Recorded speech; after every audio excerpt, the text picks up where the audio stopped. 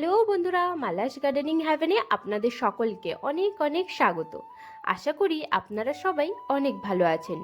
আমিও অনেক ভালো আছি, সাথে বাগানের নিত্য কাজে ব্যস্ত আছি। বন্ধুরা, আজকের ভিডিওতে আমি দেখাবো এই ফেব্রুয়ারি মাসে করা বাগানের অতি জরুরি কিছু কাজ। কারণ এখন হচ্ছে ফেব্রুয়ারি মাস, খুব বেশি গরমও নেই আবার খুব বেশি ঠান্ডাও নেই। এখন থেকেই আমাদেরকে গরমের বাগানের জন্য প্রস্তুতি শুরু করে দিতে হবে। কারণ আর কিছুদিন যদি আমরা দেরি করে ফেলি তাহলে কিন্তু গরমের মধ্যে গাছকে বাঁচানো, গাছের দানা থেকে চারা তৈরি করা খুবই কষ্টের হয়ে যাবে। তো এই গরমকালে ফেব্রুয়ারি মাসে প্রধানত আমরা বাগানে কি কি কাজ করব, চলুন সেগুলো আজকে দেখে নিই। সবার আগেই শীতের বেশ কিছু ফুল গাছের দানা শুকনো করে এখন থেকে স্টোর করা শুরু করে দিতে হবে। এটি হলো একটি ভারবেনা গাছ। তো এখান থেকে কিছু দানা, যে সমস্ত দানাগুলো শুকিয়েছিল সেগুলোকে তুলে নিয়ে সেমিশেটে কিছুদিন গরম রোদ্দুরে রেখে শুকনো করে নেব। তারপরে একে স্টোর করে রেখে দেব, আবার শীতকাল আসলে তারপরে লাগাবো। আর এটি হচ্ছে ন্যাস্টারডিয়ামেরও ফুল গাছের দানা 3টে করে একসাথে হয়। এই যে সবুজ দানাগুলো ডান্ডা থেকে ধরলে ডাল থেকে সহজেই খুলে চলে আসে। এবার একে সেমিশাডে রেখে কিছুদিন রোদ্দুরে দিয়ে নিয়ে তারপরে স্টোর করে রেখে দেব। এই দেখুন। আর চন্দ্রমল্লিকার গাছ আপনারা যারা করেছেন তার কিন্তু প্রায় সমস্ত ফুলই প্রায় শুকিয়ে এসেছে। শুকিয়ে গেলে ডালগুলোকে এইভাবে কেটে রেখে দিন। আর শীতের ফুলের গাছ যদি এখনও ফুল দিতে থাকে তাহলে কিন্তু তাকে আস্তে আস্তে বাগানের সবথেকে ছায়া জায়গাতে সরিয়ে ফেলতে হবে। আর এই দেখুন, গাঁদা ফুলের গাছে যে সমস্ত ফুলগুলো শুকিয়ে আসছে সেই সমস্ত ফুলগুলো থেকে এখন চারা তৈরি করা শুরু করে দিন। কারণ এখনই এই গাছগুলো থেকে চারা তৈরি হবে, আর এই চারাকে যদি আপনারা তুলে অন্য জায়গায় বসাতে পারেন তাহলে কিন্তু সারা বছর আপনারা বাগান থেকে গাঁদা ফুল পাবেন। নয়তো কিন্তু এরপরে আর সম্ভব হবে না।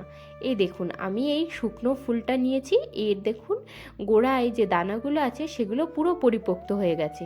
এগুলোকে এইভাবে টবের সাইডের মাটিতে ছড়িয়ে দিয়ে দেব। আর নর্মালি গাছে যেমন জল দিচ্ছি সেইভাবে জল দিতে থাকবো, তাহলেই দানা থেকে চারা তৈরি হয়ে যাবে।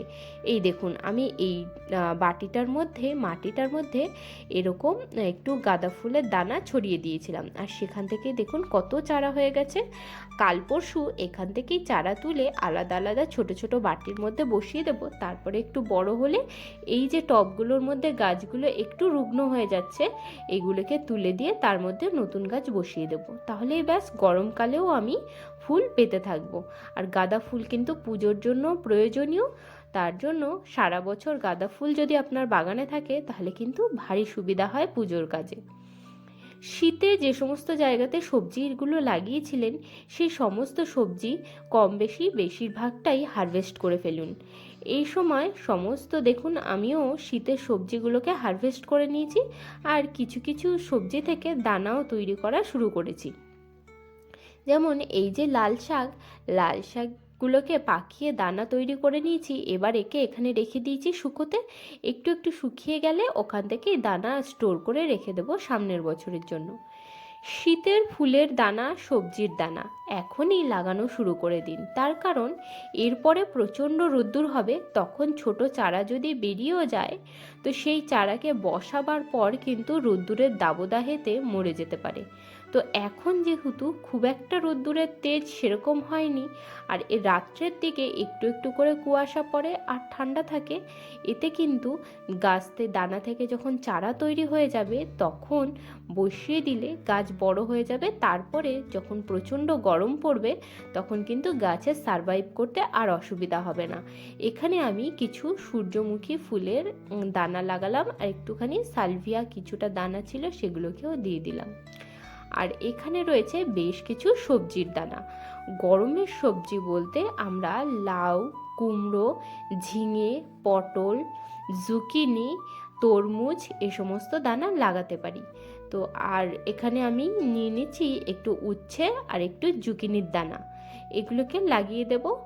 দিয়ে এই টবগুলোকে রেখে দেব একদম রোদ্দুরে। তারপরে যখন চারা বেরিয়ে আসবে তখন একে তৈরি করা মাটিতে ট্রান্সফার করব। এখন থেকে শুরু করে দিন কম্পোস্ট তৈরি। গরমে কিন্তু কম্পোস্ট খুবই ভালো তৈরি হয়। তো গরমকালে কম্পোস্টের সমস্ত সামগ্রী রেডি করে আপনারা কম্পোস্ট বিন তৈরি করে ফেলুন। আর কম্পোস্ট বা সবজির খোসার উপরে নর্মালি গাছ লাগাবার জন্য এই ছোট ছোট চারাগুলো তৈরি করে বসাবার জন্য বেডও এই সময় থেকে আপনারা তৈরি করা শুরু করে দিন। যা বললাম, দানা লাগাবার পরে এই যে বাটিগুলোকে রেখে দেবো প্রচণ্ড রোদ্দুরে, যেখানে রোদ্দুর আসে, তাহলে সেখান থেকে তাড়াতাড়ি চারা তৈরি হবে। আর এই দিকে দেখুন, এই যে জবা ফুলের গাছ, জবা ফুল, বেল ফুল, তারপর টগর, এই সমস্ত গাছে সমস্ত কাটাই ছাঁটাই করে রেডি করে ফেলুন, কারণ এই সমস্ত গাছে কিন্তু ফুল গরমকালেই বেশি ফোটে, শীতকালে খুব একটা ফোটে না। তো জবা ফুলের গাছে রিপোর্টিং করবার আগে সবার আগে দেখুন ডালগুলোকে ভেঙে ফেললাম, কেটে ফেললাম, তাহলে কি হয়, গাছটিকে টব থেকে বার করতে সুবিধা হয়। এই দেখুন সমস্ত ডালপালা ছেটে নিয়েছি। এবার দেখুন গাছটি কিন্তু সম্পূর্ণ রুট বাউন্ড হয়ে গেছে, একে বার করে ফেলতে হবে। দেখুন গাছটা যখন টানলাম তখন কিন্তু শুধু শিকড় শুদ্ধ গাছটাই বেরিয়ে এসেছে, পুরো মাটিটা বেরোলো না। এর কারণ মাটিতে কিছু না কিছু গড়বড়ি অবশ্যই হয়েছে। আচ্ছা, তার আগে আমি এই গাছটা শিকড়গুলোকে সুন্দর করে কেটে শিকড়টাকে রেডি করে নিই, তারপরে সুন্দর করে একটা সয়েল মিক্স তৈরি করে এই গাছটিকে বসিয়ে দেব। এই দেখুন শিকড়কে কেটে এইটুখানিই রেখেছি, আর বাদবাকি সবটাই কেটে ফেলেছি। আর এই দেখুন মাটিটা রুট বাউন্ড হয়েছে ঠিকই, কিন্তু মাটির মধ্যে প্রচুর পরিমাণে পিঁপড়ে হয়ে গেছে। এরাই মূলত শিকড়টাকে কেটে ফেলছে, আর গাছের গ্রোথ কম হচ্ছে এই কারণেই।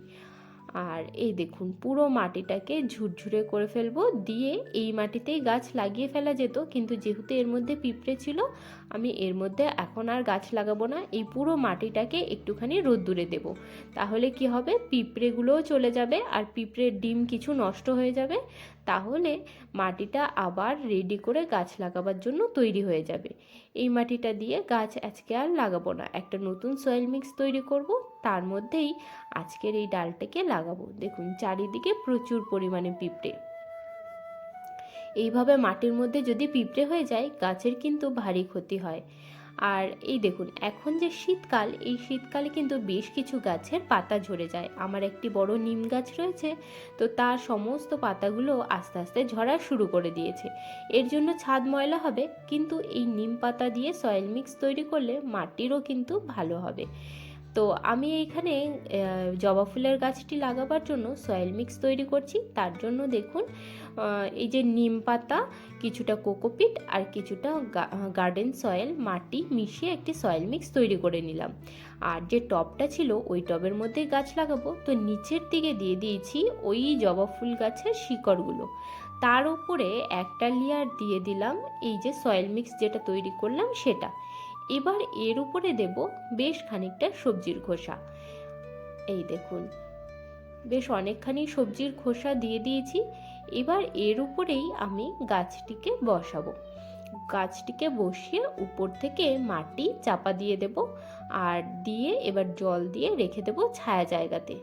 আমি গাছ রিপোর্টিংয়ের কাজ অনেক দিন ধরেই শুরু করে দিয়েছি, কিন্তু একদিনে তো সমস্ত কাজ করা সম্ভব না, তো একটা দুটো করে করছি। তো আগে যে কাজগুলো করেছি সেই সমস্ত গাছগুলো থেকে সুন্দরভাবে ডালপালা ছেড়ে এসেছে, আর কিছু দিনের মধ্যেই ওই গাছগুলো ফুল দেওয়ার জন্য রেডি হয়ে যাবে। আর এই গাছটাতে ফুল আসতে একটু দেরি হবে, এটা এখন রিপোর্টিং করলাম, কিছুদিনে নতুন করে পাতা গজাবে, তারপরে ফুল আসবে, কুড়ি আসবে, তারপর কুড়িতে ফুল ধরবে। আর এই দেখুন কালকে বিকেলে এসে এই দুটো গাছ রিপোর্টিং করেছিলাম, আর এগুলো প্রায় 1 মাস আগে রিপোর্টিং করেছিলাম। এগুলো দেখুন সুন্দরভাবে পাতা বেরিয়ে এসেছে, আর গ্রোথও আছে গাছের। এইটি হলো জুঁই ফুল, আর এগুলো সবই জুঁই ফুল, জবা ফুল, আর পিছনের দিকে আছে টগর ফুল। এই যে এটা হলো টগর ফুলের কাটিং, আর এগুলো হচ্ছে করবী ফুলের গাছ কাটিং করেছি। আর আমার যে শিউলি ফুলের গাছটা ছিল সেটাকেও আমি কাটিং করে সুন্দর করে রেডি করেছি।